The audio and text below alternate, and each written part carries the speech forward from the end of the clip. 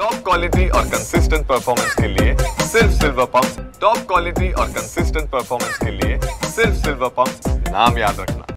सध्या संपूर्ण राज्यामध्ये हिंदीची सक्ती असावी का नसावी यावरून चर्चा सुरू आहे। या संदर्भामध्ये मनसे शिवसेनेचे मोर्चे सुद्धा निघतायत। राज ठाकरे उद्धव ठाकरे या सक्तीच्या विरोधामध्ये पेटून उठलेले आहेत आणि त्याचबरोबर वेगवेगळी मतमतांतरे सुद्धा समोर येत आहेत। आपल्यासोबत बोलण्यासाठी मनसेचे नेते प्रवक्ते प्रकाश महाजन आहेत। काका, भाषेची सक्ती हा मुद्दा वेगळा, मात्र तुम्ही सध्या गुणरत्न सदावर्तीवरती तुटून पडलात। तुम्ही फेसबुक पोस्ट टाकली आहे, वेडा वगैरे इस्पितळात महाराष्ट्रात नसेल तर आग्र्यात नेऊन त्याला टाका असं तुम्ही म्हणताय। कारण जी भाषा ते स्वतः विधितज्ञ आहेत वापरतात दुसऱ्याविषयी बोलताना, त्याच्यातून मला वाटतं एक वातावरण गढूळ होतं आहे आणि ते व्हायला न पाहिजे। त्यांना जे मत मांडायचे ते शांतपणे मांडू शकतात, सभ्य भाषेत मांडू शकतात। त्याच्यामुळे त्यांची भाषा, त्यांचा आकाट तांडव हे काही बरोबर नाही।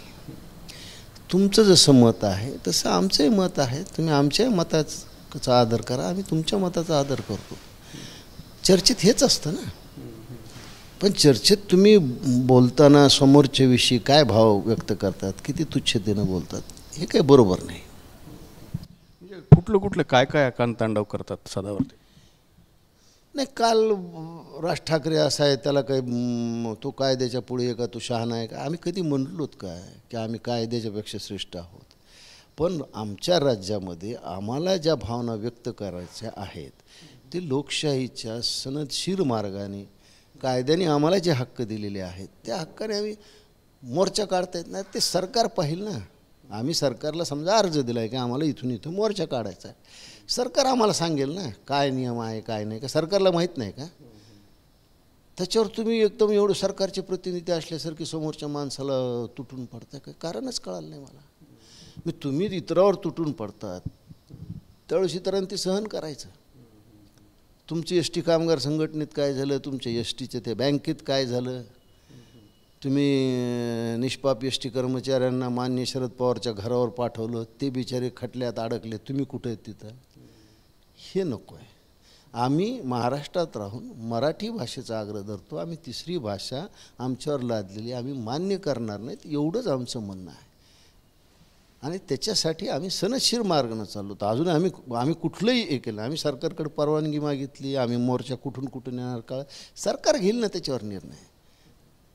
गुणवत्ता साधं त्यांनी जावं काय न्यायालयात सांगावं, काय होईल ते पाहून आपण। जे तुम्ही ज्या पद्धतीनं जी आक्रमकता आहे तुमची विनाकारण, मला असं त्यांच्या प्रकृतीला सुद्धा त्याचा त्रास होतो ना।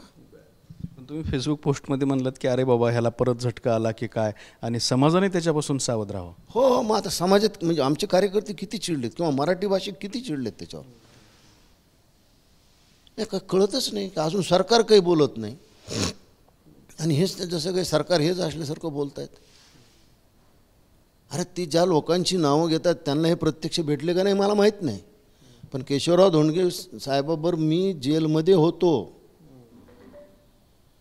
त्यांच्या चिरंजीवाचा माझा चांगला परिचय आहे। ते आक्रमक होते पण आक्रस्ताळपणा नव्हता त्यांच्यात। माझ्यापाशी त्यांच्या काही आठवणी आहेत, ते आक्रमक होते, आक्रस्ताळ नव्हते। सदावर्ती आक्रस्ताळ आहे, आक्रस्ताळ आहेत। आक्रमक वेगळे ना आक्रस्ताळ। आक्रमक म्हणजे आपला मुद्दा ठामपणे सभ्य भाषेत मांडणं ही आक्रमकता झाली, आणि आक्रस्ताळपणे मांडणं, आरडाओरडा करणं हे काही बरोबर नाही ना। आणि हे नेहमी प्रत्येक वेळा होते त्यांची, याच बाबतीत नाही सगळ्या बाबतीत। विशेषतः आमच्या राजसाहेबांवर त्यांचा काय राग आहे मला माहीत नाही। तू ज्या पद्धतीनं बोलतो, ज्या पद्धतीने टीका करते, मला सांगा वाटत नाही ती टीका। थेट राज ठाकरे उद्धव ठाकरेंना एकेरी बोलतात, सदावर्ती बोलतात किंवा आमच्या काही आंदोलनाची खिल्ली ठीक आहे, तुम्हाला तो अधिकार, पण एखाद्या गोष्टीची खिल्ली उडवताना सुद्धा तुम्ही काय बोलता हे लक्षात घ्या ना। अशी आक्रमकता कोण सहन करेल? आम्हाला सुद्धा बोलता येतं, पण मी मागे सुद्धा म्हणलं की सदावर्ते साहेब, तुम्हाला ॲट्रॉसिटी ॲक्टचं जर संरक्षण नसेल तर लोक काय बोलतील याचा विचार करा। तुम्ही त्या संरक्षणाखाली दुसऱ्याच्या मुलाबाळापर्यंत काय काय बोलतात, प्रत्येक आता वक्तव्य काढावं लागतील त्याच्या, नाही तर आमचं काय सदावर्तीचं भांडण थोडंच आहे आमचं। दुसरा मुद्दा यामध्ये असा आहे की सदावर ते जे मुद्दे मांडतायत ते थोडेसे कायद्याला धरून वाटतात, कारण त्यांचं म्हणणं आहे की एका कायद्यानुसार प्रत्येक राज्यामध्ये 3 भाषा शिकवल्या गेल्या पाहिजेत, 2 सक्तीच्या आणि 1 ऐच्छिक असली पाहिजे. त्यामध्ये मराठी आणि म्हणजे 1 मातृभाषा आणि 1 राष्ट्रभाषा आणि 3री ऐच्छिक जी असेल ती त्याने शिकली पाहिजे. ते म्हणजे कायद्याचे जाणकार आहेत याच्याविषयी दुमत नाही. माझ्यापेक्षा कितीतरी पटीनं कायद्याविषयी त्यांचं ज्ञान जास्त आहे. पण मला वाटतं एका चर्चेत काल एक मार्क्सवादी कम्युनिस्ट पक्षाचे नेते होते आणि त्यांनी हेच सांगितलं, हे जरी केंद्राचं धोरण असलं तर हे बंधनकारक नाही, राज्य आपल्या म्हणण्यानुसार सुद्धा निर्णय यात घेऊ शकतो. दुसरी गोष्ट अशी की आपल्या महाराष्ट्राच्या आजूबाजूच्या राज्यामध्ये 3ऱ्या भाषेच्या सक्तीविषयी काय आहे याचा एकदा तुम्ही अभ्यास करा. आणि मुळात आमचं म्हणणं असं आहे की 5वीपासून वयाच्या 5व्या वर्षापासून एवढं ओझं त्या विद्यार्थ्यावर टाकावं का? महाराष्ट्रातील विविध समाजाच्या विविध थरातील, विविध वयोगटातील, विविध म्हणजे स्त्री पुरुष या सगळ्यांनी या गोष्टीला विरोध केलेला आहे. आमचं तेच म्हणणं आहे की सक्ती नको आहे ना. शाळेत कशाला सक्ती करता? एखाद्याला वाटेल तर तो घरी खाजगी शिकवणी लावेल सुद्धा. आणि हिंदी विशेष सक्ती काय? पुन्हा मूळ मुद्दा हिंदीच्या सक्तीचा झाला, ती काय? हिंदी भाषा जर शिकवायची असेल तर मला असं वाटतं की आठवड्यातून प्रत्येक शाळेत एक हिंदी सिनेमा दाखवावा. आज शाळेची काय अवस्था आहे? मुलींना तर स्वच्छतागृह नाहीच आहे. जीव मुठीत धरून पालक आपले पाल्य शाळेत पाठवतात. आपल्या महाराष्ट्रामध्ये माझी माहिती चूक नसेल तर गेल्या 10 वर्षात एकाही ग्रंथालयाला नवीन परवानगी दिलेली नाही. जे अपग्रेडेशन व्हायला पाहिजे, जे अनुदानात वाढ व्हायला पाहिजे ते तुम्ही दिलं नाही. ग्रंथालय हे जर ग्रामीण भागात असतील तर जास्तीत जास्त तिथं मराठी पुस्तक येते, लोक मराठी वाचतील आणि मराठी भाषा, मराठी संस्कृती टिकेल. याकडे सरकार लक्षच देत नाही. आणि मग माझं म्हणणं आहे की सक्ती करू नका. या वयात 3 भाषेची सक्ती नको. ज्याला 3री भाषा शिकायची ते शाळेच्या व्यतिरिक्त वेळात शिकवू शकतात ना. आम्ही कुठं त्यांना म्हणलं की शिकवू नका, पण शाळेत त्याची जबरदस्ती नको. विशेषतः हिंदीची तर नकोच नको, 3ऱ्या भाषेचं तर नकोच आणि हिंदीची तर नकोच नको. मागच्या दाराने हिंदी आणण्याचा जो प्रयत्न आहे हा कशासाठी चालू आहे? आत्ता जी मुंबई आहे याच्यापेक्षा कितीतरी म्हणजे दुप्पट तिप्पट मोठी मुंबई होणार आहे. आणि इथं कोण येणार आहेत? त्यांच्या सोयीसाठी म्हणून हे सगळं चाललं आहे. अगदी वाढवाना बंधारापर्यंत जा तुम्ही, इकडं अगदी खोपोली च्या पुढे जा किंवा इथं रोह्याच्या पुढे जा, हे जे सगळा भाग आत्ता डेव्हलप होतो आहे, विकसित होतो आहे. इथं जमिनी तर मराठी माणसाचे जाणार आहेत, मराठी शेतकऱ्यांचे जाणार आहेत. पण इथेवर जे उद्योगधंदे उभं राहतील तिथं कोण लोक येणार आहेत? कुणाला आणलं चालणार आहे? त्यांच्या सोयीसाठी म्हणून हे सगळं चाललं आहे काय असा संशय आमच्या मनात आला तर तो चूक आहे का? सदावर्तीचा दुसरा एक मुद्दा आहे, ते म्हणतात की राज ठाकरे काढत असलेल्या मोर्चाला परवानगीच नाही, राज ठाकरेवर प्रतिबंधात्मक कारवाई करा आणि गरज पडल्यास मुसक्यासुद्धा आवळा अशी विनंती करणार म्हणतात. तो त्यांचा हक्क आहे ना. मी कुठं त्यांच्या हक्काला हे म्हणलं आहे? पण आपण म्हणजेच सरकार, आपण म्हणजेच महाराष्ट्र सरकार आणि आपण म्हणजेच सगळं काही आहे, तर त्यांचा तो आविर्भाव आहे ना, तो नाही बरोबर. तुम्हाला हक्क आहे, तुम्ही सांगा सरकारला. सरकार निर्णय घेईल ना, सरकार सांगेल ना माझ्या नेत्याला काय करायचं ते, त्याच्यानंतर आम्ही निर्णय घेऊ. मुसक्या आवळा म्हणतात, मुसक्या राज ठाकरेंचे शब्द काय आहेत? माझं तर प्रति आव्हान आहे. आता ते खरं म्हणजे सत्ताधारी पक्षाचे मी हा शब्द वापरत नाही, पण अत्यंत निकटवर्ती आहेत असं ते स्वतःला समजतात. सरकार समजतं का नाही मला माहीत नाही. हिंमत असेल तर तुम्ही तो प्रयोग करून बघा एकदा, जो प्रयोग तुम्ही सिल्वर वोकवर केला होता तो करून बघा ना एकदा. काय भाषा मला सांगा, अशी भाषा वापरल्यानंतर माझ्यासारख्या माणसाच्या काय भावना होतील? जो राज ठाकरे आपला नेता आहे त्याच्यावर आतोनात प्रेम करतो. मला काय वाटतं, मुसक्या आवळा, मुसक्या आवळा हा शब्द कोणासाठी वापरतात? एवढं तारतम्य नाही आहे. कायद्याविषयी ज्ञान आहे, अत्यंत हुशार आहेत त्यांच्या क्षेत्रात ते खूप हुशार आहेत. पण ते अतिशहाणा त्याचा बैल रिकामा, ते कोर्टात कमीन बाहेर जास्त दिसतात. काय कामाचं? अहो एवढ्या मोठमोठ्याने ती चर्चा करतात की मला भीती वाटते की त्यांच्या प्रकृतीवर वाईट परिणाम होईल का काय. इतका मूळ व्याज त्यांचा राज ठाकरेविषयी उठतो कसा? जगात जागृत होतो तो राज ठाकरेविषयीच.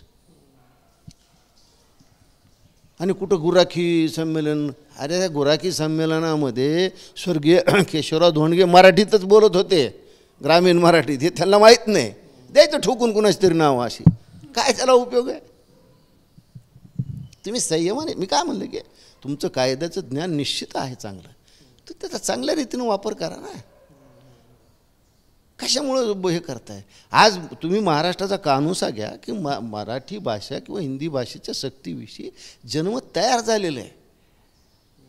आता काही व्यक्त होतात, काही गप्प बसतात, त्याचा अर्थ ते तुमच्या बाजूने येतात. जे गप्प बसतात ते तुमच्या बाजूने नाही आहेत. बरं, सरकार स्वतः याच्यावर सकारात्मक विचार करायला किंवा काही काळ त्यांनी निर्णय स्थगित केला आहे. यांना काय एवढी खाज सुटली की राज ठाकरेच्या मुसक्या आवळा म्हणतात? माझं म्हणणं आहे, अख्ख्या मुंबईचे पोलीस घेऊन स्वतः यांच्या अंगावर एक पोलिसाचा ड्रेस चढवा. आपल्याकडे ग्रामीण भाषेत ते असतं, सोंग घेणार राईंदर असते, ते चढवा आणि त्याला म्हणा ये शिवतुर्थावर. पहिल्या गेटवर मीच उभा राहील. नको आम्हाला, राज ठाकरेंना पोलिसाची सुरक्षा काढून घ्या, आम्हीच बस झालो होतो. पहिल्या गेटवर तुम्ही थांबून काय कराल? त्याला अडवू ना आम्ही. तो जो येतो कोण मुसक्या आवळाला येतं राज ठाकरेच्या, बघू ना आम्ही.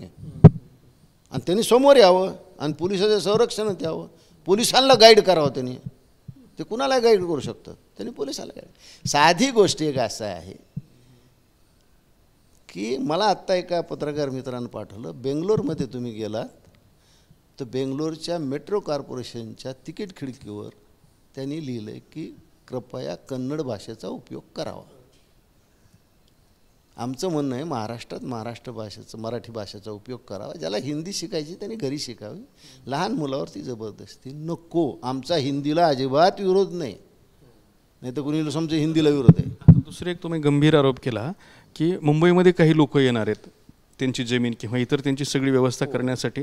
तर हे कोण करते? म्हणजे भारतीय जनता पार्टी, नरेंद्र मोदी, अमित शहा? नाही, मला मी काय म्हणलं की मी असं पर्टिक्युलर कोणत्या व्यक्तीवर नाव घेत नाही. साधारण तुम्ही आज जर पाहिलं चित्र महाराष्ट्रामध्ये की महाराष्ट्रामध्ये अशी कुठली शक्ती नाही, महाराष्ट्रातली जनता शोषिक आहे.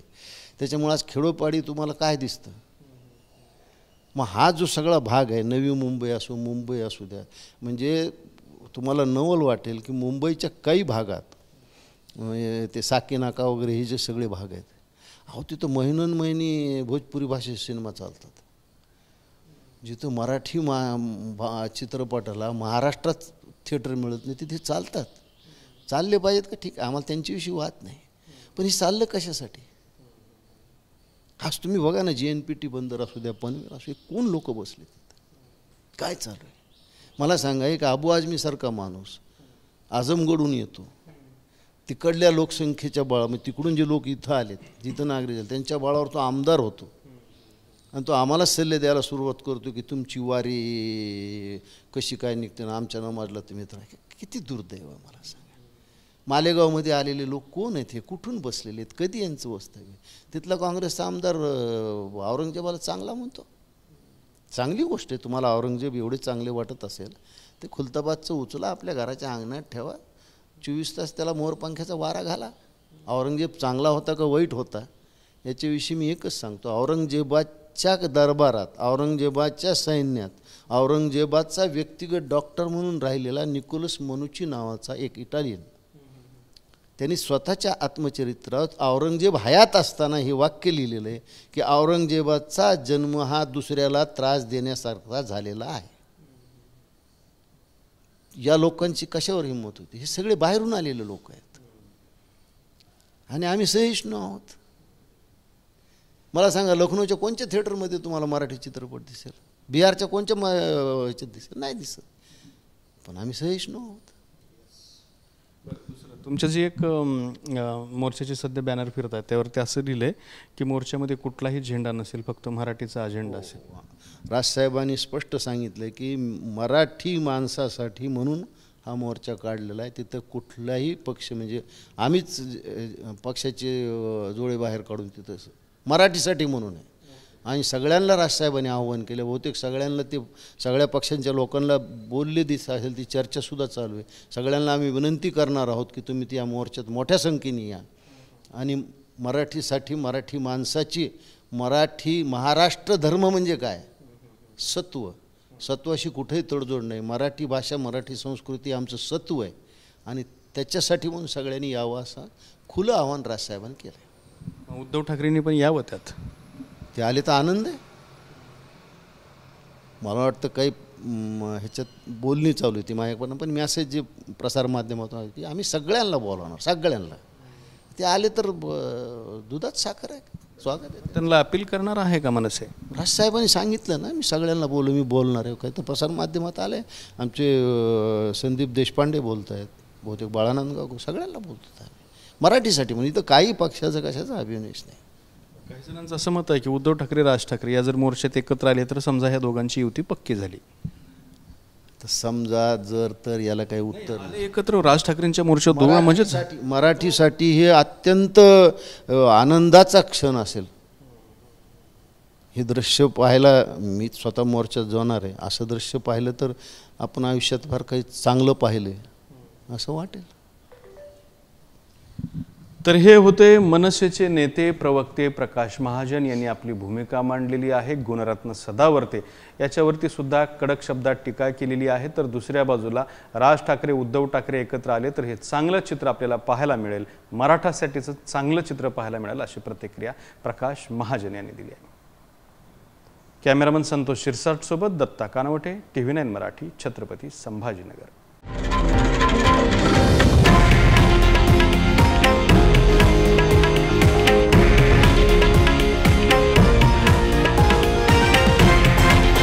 हे आहे देशातील नंबर 1 न्यूज नेटवर्क आणि आपण पाहत आहात TV9 मराठी, एकमेव.